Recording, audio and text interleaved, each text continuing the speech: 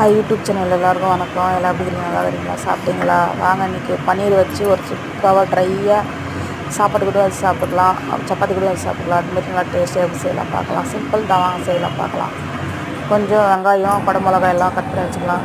கடாயை வச்சு கொஞ்சம் எண்ணெய் ஊற்றி கொஞ்சம் சீரகம் போட்டுக்கலாம். நம்ம சைட்லலாம் சீரகம் போட மாட்டோம், எங்கள் சைடில் எல்லாம் சீரகம் போட்டு ஆகணும் எல்லாத்துலேயும். அப்புறம் குடமிளகாவையும் வெங்காயத்தையும் போட்டுக்கலாம். அப்புறம் தக்காளியும் போட்டு வதக்கலாம். ஒரு சைடில் தனியாக ஸ்டோர் வச்சுக்கிறேன், ஒரு சைடில் ஒரு ஒயிட் ரைஸ் வச்சுக்கிறேன், ஒரு சைடில் தால் ரெடியாக இருக்குது. அப்புறம் வதக்கலாம், தக்காளி போட்டு வதக்கலாம். அப்புறம் கொஞ்சம் மஞ்சள்தூள், தனியாத்தூள், உப்பு, அப்புறம் இஞ்சி பூண்டு பேஸ்ட்டு, அப்புறம் கரம் மசாலா, அப்புறம் நல்லா போட்டு வதக்கணும். அப்புறம் கஸ்தூரி மெத்தியும் பன்னீரும் போட்டு வதக்கலாம். லாஸ்ட்டில் மிளகாத்தூள் கரம் மசாலா போட்டு இறக்கலாம். அவ்வளோதான், முடிஞ்சிச்சு. அப்புறம் இதெல்லாம் செஞ்சேன் எங்கள் வீட்டில். ஒரு ஒயிட் ரைஸு, தால், இந்த சப்ஜி.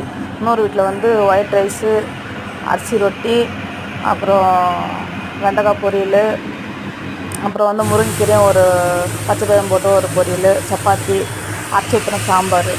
என்னோடய வீடியோ பிடிச்சா சப்ஸ்கிரைப் பண்ணிக்கோங்க.